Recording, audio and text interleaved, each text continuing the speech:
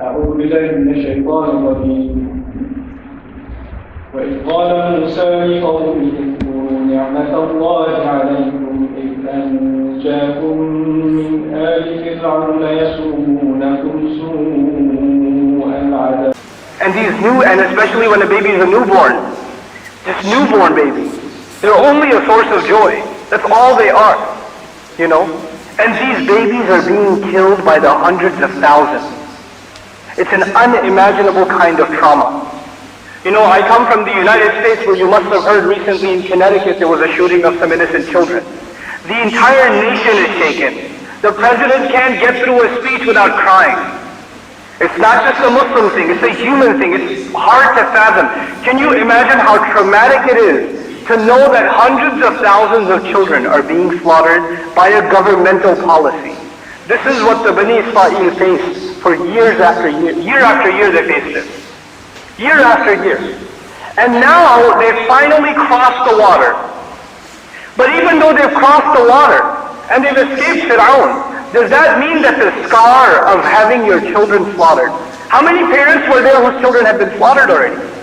Can you imagine how many thousands of parents were there that migrated out of Egypt, who remember their baby state, who remember that horrible day when their children were murdered in front of their eyes?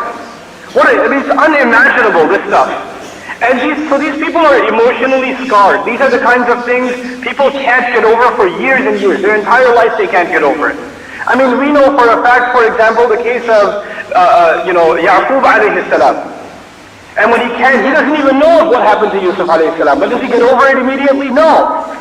He is in constant sadness for years and years and years.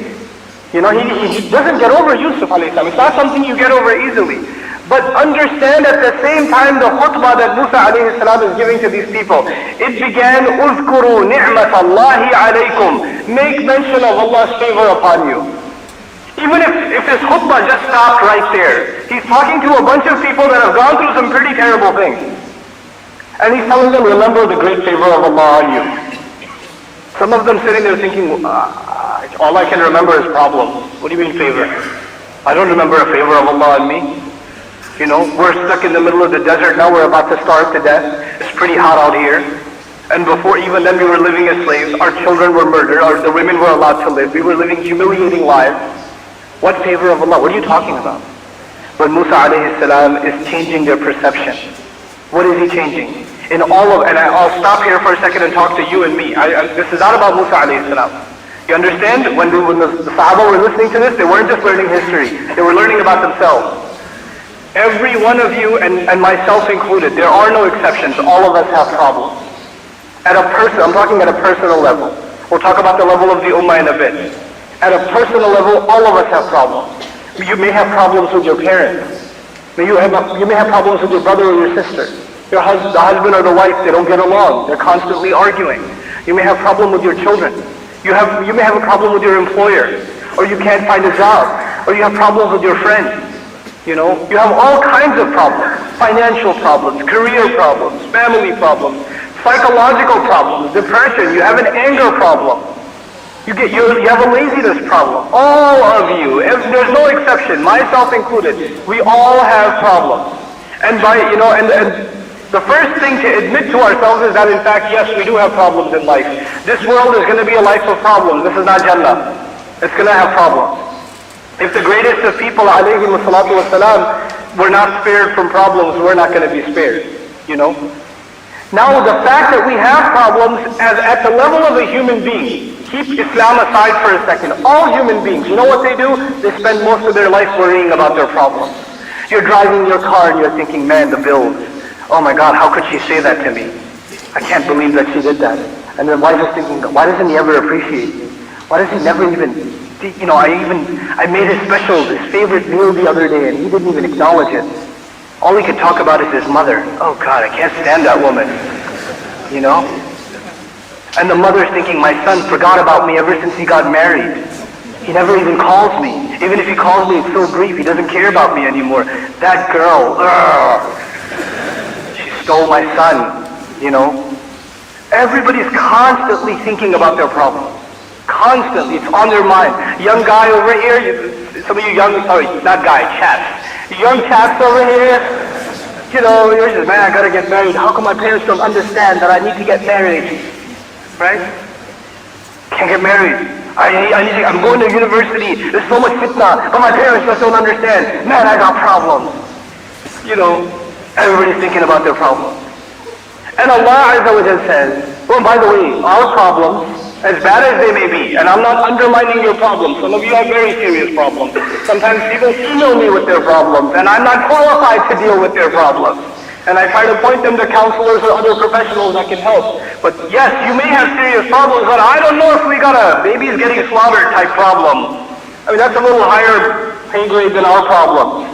And even they are being told the first thing you need to think about is what? The favors of Allah upon you. The favor, اذكروا نعمة الله عليكم. اذكروا نعمة الله عليكم. Make mention, talk about the favor of Allah on you. As many problems as you have, and I have, there's a guarantee. The favors of Allah are so many that we can't even count them. And our problems are limited, always. Our problems, there's a hand, you can count them. I got this problem, you can make a 5, 6 problem list, 10 problem list. Like if I hand the brothers over here a list, say, tell me the problems you have with your wife. And I hand the wives a paper and say, tell me the problems you have with your husband. The sisters will probably ask for a notepad instead of a paper. But regardless, it's still at the end limited. It's still at the end limited. But the favors of Allah, the good things that are happening for us, Allah's guarantee, first of all, they are beyond human counting. وَإِن تَعُدُّوا نِعْمَةَ اللَّهِ لَا تَحْصُوهَا. Same surah, by the way. Occurs in the same surah. If you were to count the favor of Allah, you wouldn't be able to encompass it. You wouldn't be able to really grasp it. You don't even appreciate one favor of Allah. If you don't look at ni'mah as ism jam'a, you look at it as mufrad. What the meaning is, even one favor of Allah. The favor of Allah, you can't even appreciate that. You have no appreciation what your vision does for you every day. What the ability to inhale and exhale does for you every day. The ability for you to use both of your legs does every day. I recently met a brother who's got a degenerative disease. 2 years ago, he was playing cricket. I know, they even do that in America. So, you know, he was playing cricket, and his disease kicked in. It's a genetic disorder, and now he's lost most of his muscles. One of his arms he can't even lift. The other arm, he only uses 3 fingers. And he was in a wheelchair, and he can still speak, but he's probably going to lose that soon too, if things go the way they're going. Right? And I talked to him, and I thought he's going to talk to me, you know, Ustaz, can you give me something? Can you remind me of some dua that I can have more sabr? First thing he said is, Ustaz, I think something's wrong with me. I'm actually happy and grateful. I was like, there's nothing wrong with you, bro. I'm jealous. When people go through problems, they stop being grateful. It's a huge gift of Allah that someone can go through trauma like that and still look at the bright side and say, Ya Allah, I'm happy. Whatever you do with me, I'm happy. You know, I'm pleased. That's a great gift from Allah Azza wa Jalla. He was worried that he's sad. Like he's not sad. I was like, that's a gift from Allah, bro. You shouldn't be worried about that. You know? And that brother, all he does all day is recite Quran and do askar and, you know, all he does, he tells me, I'm worried I don't do enough zikr. I was like, man, why you gotta make me feel so bad? I'm depressed already. Where do we stand, subhanAllah, you know? And that person's constantly thinking, I have healthy children, I have a job, I have a wife, I have parents that are alive that I can still serve, I have a brother, I have a brother-in-law. He's counting all the things around him that make him happy. And he says, I have all the reasons to be happy, I have no reason to be sad. Why am I telling you this over and over again? Because human beings get stuck on their problem, and it invades their mind, and they can't think after that. All they think about is their problem. And when all you think about is your problem, you are incapable of being grateful to Allah. Because in order to be grateful to Allah, you have to pay attention to Allah's gifts.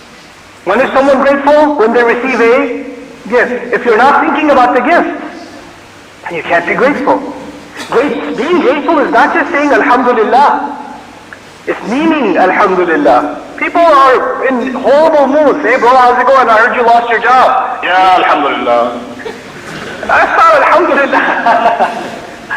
Alhamdulillah. You're complaining and you're saying, your complaint word is now Alhamdulillah. Jalla bil khair, Alhamdulillah. No, you gotta mean it. You have to have that attitude.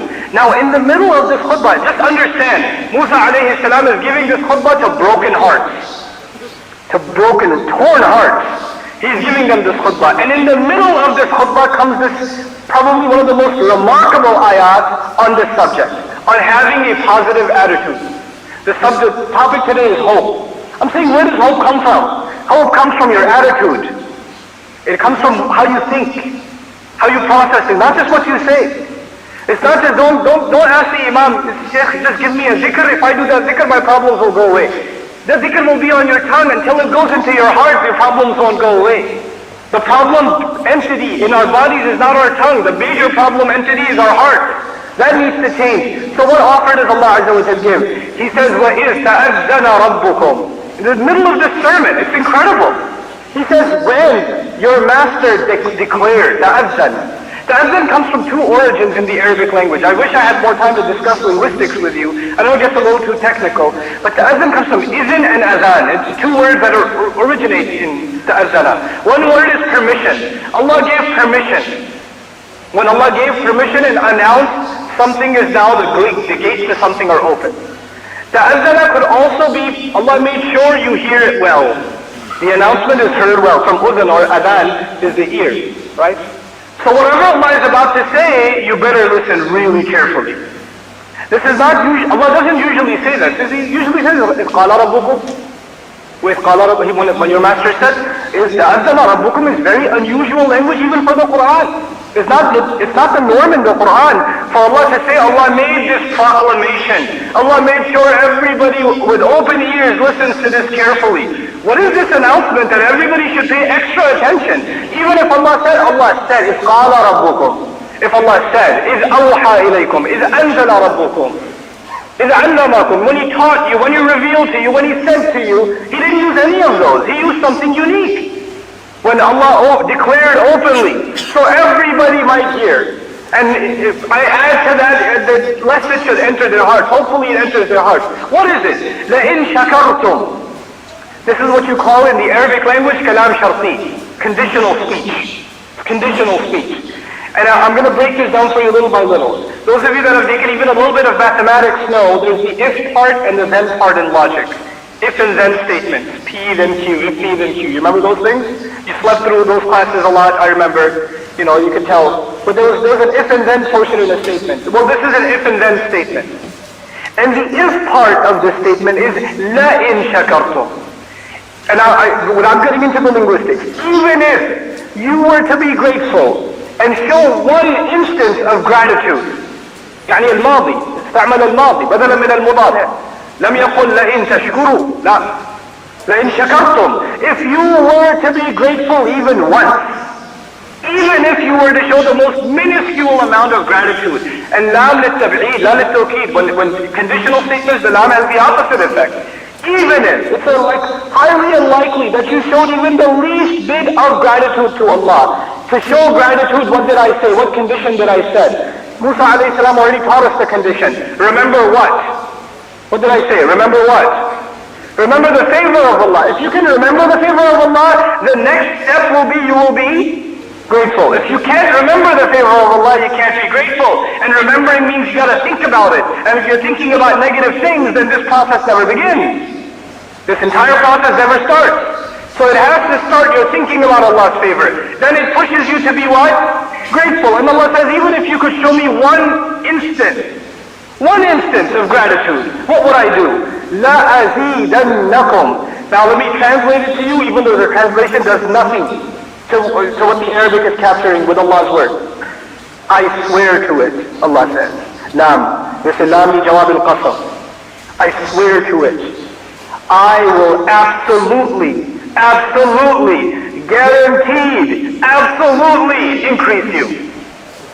Allah doesn't just say it once. La. See, the word here, the mudari', the present tense form, refers to continuity. I will increase you and increase you and increase you over and over and over and over again. It won't stop. I will keep on increasing you. That's the present tense form.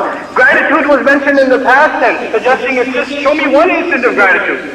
Just show me one instance of gratitude. And then immediately he switches. When my turn, this is the if part. You just do one. Allah's part, he does it over and over and over again. And on top of that, there's three other things you have to notice, or several things. I didn't really want to put a number, because I don't have a number in my head. But a few things you have to notice about La azidannakum. One, he swore to it. When does Allah swear? Allah swears subhanahu wa ta'ala when he knows the people he's speaking to will not believe him. They don't take it seriously. And he swears to something when it's highly, highly, highly important. He swears in the ayah. La, the lam is for qasam. Then on top of that, usually Allah uses huwa. He. Allah speaks about himself and he speaks he. Like the beginning of the surah, bi-izni rabbihim. By the permission of their master. The third person is used. Then Allah Azza wa Jalla, to describe his closeness to you, many times in the Quran he uses nahnu, we. That's the norm in the Quran. If you go from the distance, he is far away, we is closer. To describe his closeness to you, he uses which one? We. But in the most special circumstances in the Quran, Allah gets even closer and uses ana, I. I is used in the most special circumstances. It's not the norm in the Quran. I know some of you have a question, how come Allah uses we in the Quran anyway? That's a separate and very interesting discussion.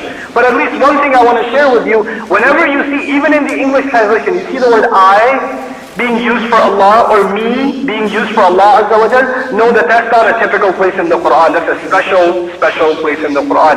Either that happens when Allah is extremely merciful, or it happens when Allah is extremely angry. Otherwise it doesn't happen. It happens in one of those two very extreme cases. Now in this case, Allah uses I, the closest pronoun possible. The closest pronoun possible in Allah's kalam. And he says, so he comes the closest to us and swears that he will increase and increase and increase and increase. And by the way, the other mercy of Allah, as some ulama have commented, خَاطَبَنَا فِي الْآيَةِ. He addressed us in the ayah. He doesn't say, لَإِن شَكَرُوا لَأَزِيدَنَّهُم. He says, لَإِن شَكَرْتُمْ. I'm talking to you. Allah is talking to you directly. He didn't say, if they are grateful, I will increase them. He said, if you're grateful. You know the mercy of Allah in this ayah? He's talking to you. You and I talk to Allah, we make dua. In this ayah, Allah is talking to us. Allah is talking to us. Saying, be grateful. If you could just be grateful once, I will increase you over and over and over and over again. I swear to it, I swear to it. La azidanna mubari'a. Those of you that are suffering through sarf know something about that. Noon zaida, then two noon zaida, then you start crying and you know the sarf chart, right? So this is the heaviest form of the present tense used in the Arabic language. La azidannakum. But then just this formula, it even increases, it goes further. You see, in the Arabic language, you can't just say, I will increase you. This is called, this fi'l has ibham in it, it's ambiguous. You have to qualify it. Let me give you an example, I'll bet you all of you know. There's a famous dua, Rabbi zidni ilman. Rabbi zidni ilman. So when you say increase, you don't just say, Master, increase me. Increase mean what? Then you add what word? I mean, it's called tamyiz. This is a distinction. You distinguish this verb because it's ambiguous in and of itself. Increase me. I mean, you don't say increase me in weight, increase me in depression. You don't do that. You know, you say increase me in knowledge, increase me in guidance. وَزِدْنَاهُمْ هُدًى. You know, زَادَتْهُمْ إِيمَانًا. There's always a distinguisher, a qualifier. Increase them in something. But the mercy of Allah in this ayah, Allah says, you be grateful, I swear to it, I will continuously increase you. The question immediately arises, as per the principles of the Arabic language, increase you in what? Allah doesn't answer that question. And this is what they say in Arabic, رُبَّ سُكُوتٍ أَبْلَغُ مِنْ كَلَامٍ. They say perhaps silence says a lot more than speech would say. Allah didn't want to limit it. Allah did not want to limit it. I will increase you in finances, in guidance, in health, in life, in happiness, in harmony, in peace, in knowledge, in understanding, in ability. Man, Allah will give you everything if you could just be what? Grateful. And how will you be grateful? You think about Allah's favors. Allah is offering you and me in this ayah a way to turn our entire life around. You know, we say, they have these, in America it's a big thing, these self-help seminars. These guys that become millionaires have these seminars. Let me come to my program and I'll show you how to be a millionaire. And your life savings is $2,000 and you're going to pay that to him so he can teach you how to be a millionaire, and he's going to, when you go there, say, yeah, you got to wake up in the morning and make sure you brush your teeth. Thanks for that advice. When do we get to the millionaire part? You know? How are you going to come out of and desperate people go to these things. And they get scammed into these things. These guys, all these like self-made, how to be a success guys that sell their books, their success is that they sold those books. They didn't really do anything else with their lives, you know? But in this particular ayah, what is Allah offering us? It's not just, you know, in the non-Muslim world, they say attitudes have an impact on reality. We know that attitudes are attitude to be grateful to Allah, to remember the favors of Allah, the ghaib from Allah. Allah will change our situation. And He will increase opportunities for us. And He will increase all the goodness in our life for us if we just have the right attitude. And attitude is not a matter of what's on my tongue. It's not a matter of what I write, or what I type, or what I blog. It's an attitude of what's inside here. And that won't happen until zikr happens. Remembering the favor of Allah. Constantly remembering the favor of Allah. Next time, young people here, next time you look at your parents, remember the favor of Allah. Remember the favor of Allah. And it's incredible that Allah Azza wa Jalla did not make a direct correlation. You know what the direct correlation would have been? The direct correlation would have been, if you remember this favor, if you remember the favor of parents, Allah will increase the life of your parents. Allah didn't do that. You remember the favor of your parents, Allah will increase you in everything. You remember the favor of, Allah has gifted you with a car. You have a car that you are, bought with halal money. Every time you sit in the car, you'll be grateful to Allah, Ya Allah, I have a car. He will increase you in everything. Not just one thing. He won't just increase the transmission life of your car. Not just that. He'll increase you, because He didn't limit it. He didn't limit it. And the last, this is by the way the first half of the ayah. I got another half to go. Okay, but I'm almost done with the first half. In this first half of the ayah, one last thing. Allah says, وَإِن شَكَرْتُمْ وَلَمْ يَقُلْ وَإِن شَكَرْتُمْ لِلَّهِ. And in Surah Luqman we read, أَنِشْكُرْ لِلَّهِ. Be grateful to Allah. In Surah Luqman we read. Here we read, Allah says to us, if you could just be grateful. He didn't even say be grateful to me. إِن شَكَرْتُمْ لِي. If you were grateful to me, I would increase you. No. He just said be grateful. Because being grateful is not limited to Allah Azza wa Jal. You have to be grateful to your teachers. You have to be grateful to your parents. You have to be grateful to your, to your friends. You have to be grateful for people that good company. You have to be grateful for them. You have to be even grateful to non-Muslims who help you. Being grateful to others is not a matter of shirk. Allah commands us in the Quran to be grateful to our parents. And actually, even in the case of Musa and Fir'aun, Fir'aun came to Musa alayhi salam with very insulting language. Didn't we read, Alam Rabbika Fina Walida? Didn't we raise you here as a child? You're going to come and talk to me this way? So Musa alayhi salam's response was actually one of acknowledging the favor. وَتِلْكَ نِعْمَةٌ تَمُنُّهَا عَلَيَّ. That's a favor you did to me. Acknowledgement of the favor, I don't use these. I'd rather just be a ball of sweat. I'm fine. Okay. It makes me look more serious, So, anyhow. So, it's halal to laugh in a masjid, right? Is that okay? Okay. Alright. Okay. Alright. Just check it. Alright, so, what was I talking about? Something about Islam. Where were we? Something about Musa is very good. You're in the right neighborhood. Very good. When Musa alayhi salam was even acknowledging the favor of Fir'aun. He was even acknowledging the favor of Fir'aun. In other words, we have to be appreciative people, not just to Allah. Don't be like that weird guy. Every time somebody does you a favor, like gives you a car ride, he goes, bro, I would thank you, but this is really from Allah subhanahu wa ta'ala, so alhamdulillah. It's not really you. Don't be that guy, please. Any good that comes from Allah. Yes, it does, but you have to thank the people, bro. You have to appreciate the people around you. And I especially give that advice to the husbands in the audience. Especially, brothers are going to come to you, brother, why didn't you talk to the wife? Yeah, I'm talking to them too, but I'm talking to us first. Because we've got a problem. We don't acknowledge, we don't appreciate. We don't do that. We don't actually say words of encouragement. Especially if you're Pakistani like I am, it hurts us in the ribs if we compliment our wives.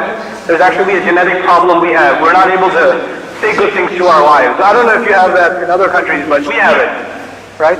But get over your pain and say something nice to your wife. Compliment your wife. Say something nice to your children. Don't just say mean things to your kids all the time. Stop complaining about them. Mother-in-laws that are listening to this, mother-in-laws specifically, stop complaining about your daughter-in-law. Stop. Say something nice about her once in a while. I know it's going to be hard. It'll take you a few weeks to search one thing that you can find that's nice about her. But you will eventually find that treasure and just mention it. Just say, and if you have something bad to say, don't say it. It won't make you any happier. It won't make your son any happier. Nobody will be happy. You're just increasing your own misery and the misery of others around you by complaining all the time. We are not a people of complaint. We're a people of gratitude. We're a people of alhamdulillah. That's what we are. Now let's talk about this last half of the ayah. وَلَئِن كَفَرْتُمْ. If you're grateful, I will increase you undoubtedly and continuously, and I swear to it multiple times. But if you were to be ungrateful, is everything okay? Okay. If you were to be ungrateful, وَلَئِن كَفَرْتُمْ. Now, if you were to be ungrateful, did he qualify كَفَرْتُمْ بِاللَّهِ بِرُسُلِهِ بِنِعَمِهِ? He didn't mention. If you're ungrateful in any way, if you're in denial of any favor, then what happens? Now remember I told you, I made it sound like a math class in the beginning. There's an if statement and a then. Remember that? You know what's incredible about this ayah? When Allah talked about the gratitude, He made an if and a then. I explained that to you. When He talked about the ingratitude, He only gave the if. He did not give the then. He did not say a then. He said, وَلَئِن كَفَرْتُمْ إِنَّ عَذَابِي لَشَدِيدٌ وَلَمْ يَقُلْ فَا إِنَّ عَذَابِي لَشَدِيدٌ. If there was a fa in the Arabic language there, then it would have meant, if you are ungrateful, then my punishment is extremely intense. But Allah did not do that. Allah didn't say, if you're ungrateful, then my punishment is extremely intense. Because if Allah said that, then every time you and I show ingratitude, guaranteed what is coming. Intense punishment. That little fa over there would have been jawab al-shart. And Allah did not give us that. And if you cannot be grateful for anything else, be grateful to Allah, there's no fa there. Be grateful to Allah, there's no then. It's like a dot, dot, dot. If you're ungrateful, dot, dot, dot. All I'll say is my punishment is extremely intense. But I won't make a correlation between the two things. When you're grateful to Allah, He makes a correlation. When you're ungrateful to Allah, He does not make a correlation, and that's the mercy of my Rabb. That's His mercy, He doesn't do that. SubhanAllah. Allah says, one of my favorite ayat in the Quran, wallahi, especially people that are like, they do a lot of sins, and they're like, oh, Allah's just I'm so going to hell. I mean, every other khutbah, I get a guarantee again that I'm totally going to hell. That guy, just listen to these brief words of Allah Azza wa Jalla. He says, مَا يَفْعَلُ اللَّهُ بِعَذَابِكُمْ. What would Allah do? What will Allah get out of punishing you? What do you think? What's He going to do punishing you? Why do you think He wants to punish you? Why do you have that opinion of Allah? Why do you have that opinion? إِنَّ عَذَابِي لَشَدِيدٌ. My punishment is intense. My punishment is intense, not related to if you're ungrateful. Just إِنَّ اللَّبِيبَ مِنَ الْإِشَارَةِ يَفْهَمُ. The intelligent one can get the idea. Just know that the ungrateful ones, if you head down this path, then punishment is coming. But I'm not guaranteeing. This is the mercy of Allah Azza wa Jalla. Now, as I close this ayah, what I really want to talk to you about is how do we become a people of hope and mercy and not lose hope in the mercy of Allah Azza wa Jalla. As individuals, and then finally I'll talk to you about the ummah, and I'm done inshallah ta'ala. At the level of an individual, the key ingredient is constant and conscious hamd of Allah, conscious praise of Allah.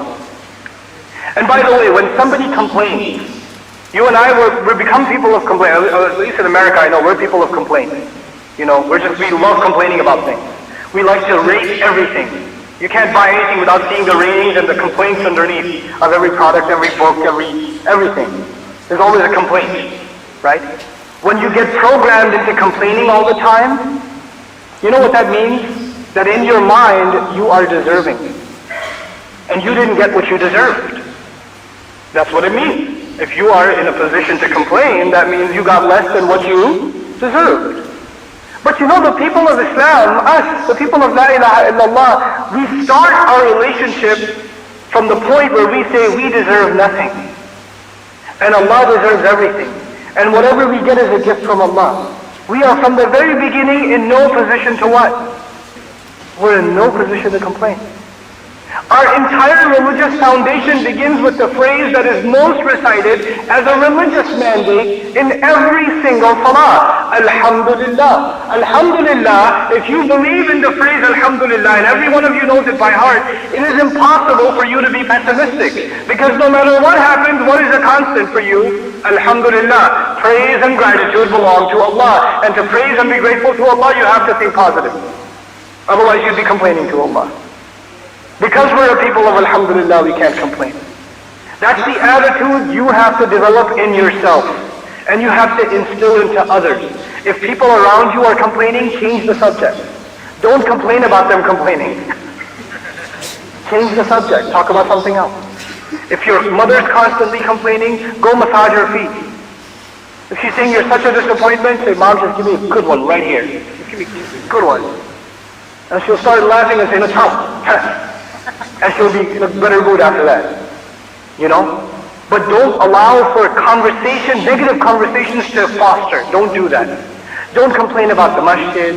Don't complain about other Muslims. Don't complain about groups you don't like, or people, speakers you don't like, or factions you don't like, or don't talk about these things. You got too many good things to talk about. There's too much negative energy. That doesn't produce any good. Do something good with your time. Do something productive with your time. Now finally, just a comment about the ummah.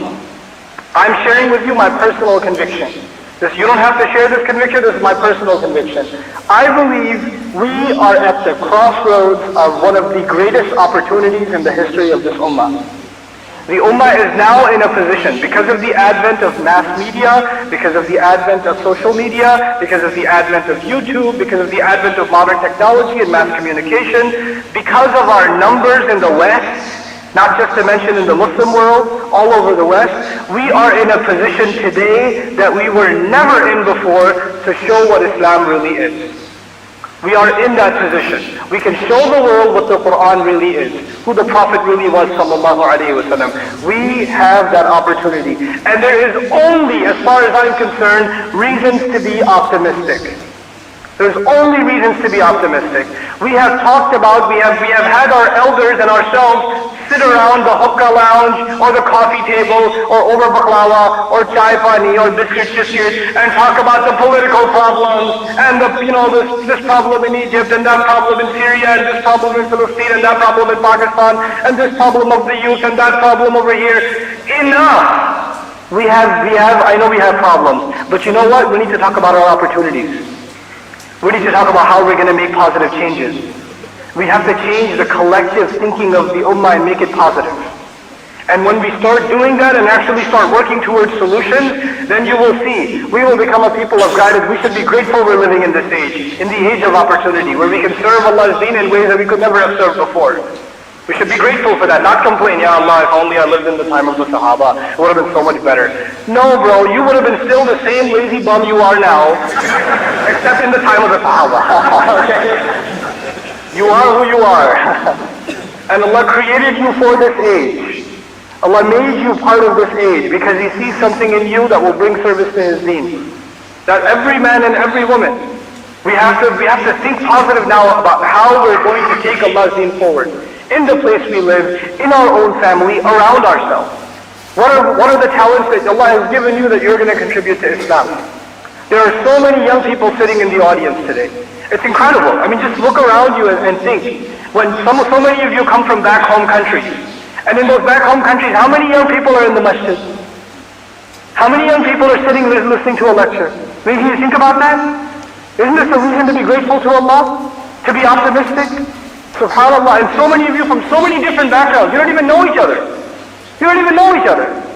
But you're trying to learn something about deen or be inspired about deen. This is enough to be motivated. This is enough for us to do incredible things for Allah Azza wa Jalla. This is why I'm extremely optimistic. Wherever I go, I'm just optimistic. about what we as Muslims are going to be able to accomplish. And the last bit I want to share with you guys is the youth in particular that are sitting in the audience, the young men and the young women that are sitting in the audience.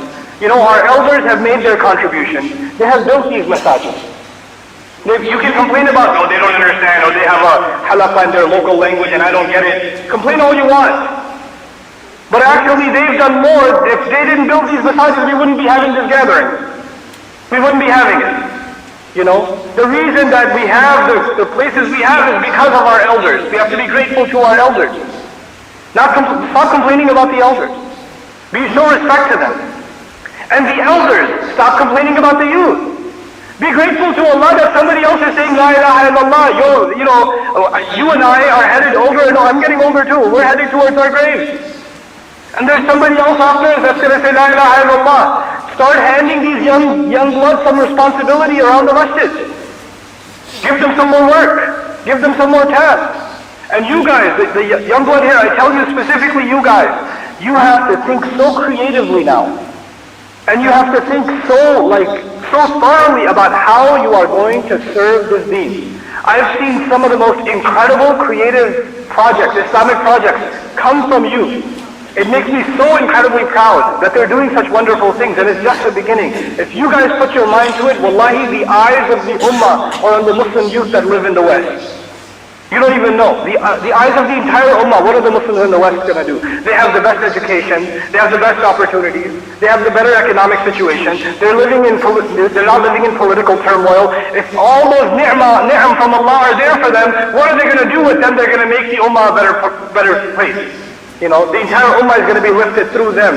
The expectations are on you, and they're not just from the rest of the ummah, they're from Allah Azza wa Jal too. If He gives you more, He wants more from you. If He gives you more, He wants more from you. There's so many young people like you and me that are much smarter than you and me, that have never had the opportunity to go to school, that have never had the opportunity to learn. They're living in dire economic situations, political situations. And Allah pulled us out of those situations not because we deserve them, but because He expects something from us. So be grateful for the honor Allah has given you to serve. Put your mind to it. Learn this deen. Learn how to serve this, and don't just learn it for learning. Learn this deen to serve, to make the ummah a better place, to make the world a better place. You guys in the UK, I mean, there's such a huge population, mashallah, of Muslims. What you guys can accomplish, my head starts spinning. What Muslims can accomplish here. Really, the numbers you have here, the concentration you have here, it's incredible. The connection to the Muslim world you have here, we're connected. We're just connected in the United States by a huge ocean. You guys are literally right next to the Muslim world. So the interaction you have with ulama and the Muslim tradition is far more strong. It's far stronger. What you're able to accomplish here, only my imagination just goes wild. And yours should too. May Allah Azza wa Jal make us a positive people, and may Allah Azza wa Jal make us a people that are full of hope and aspiration and positivity. May Allah Azza wa Jal put every one of us that says La ilaha illallah, that says Muhammadur Rasulullah sallallahu alayhi wa sallam, put every one of us to use for the service of His deen, and may Allah accept whatever faulty services we provide to His deen. May Allah overlook all of the flaws and accept whatever we have done and maintain our sincerity for His sake alone. Barakallahu li wa lakum fil Qur'an al-Hakim wa nafa'ni wa iyyakum bil ayati wa dhikr al-Hakim. Wassalamu alaikum wa rahmatullahi wa barakatuh.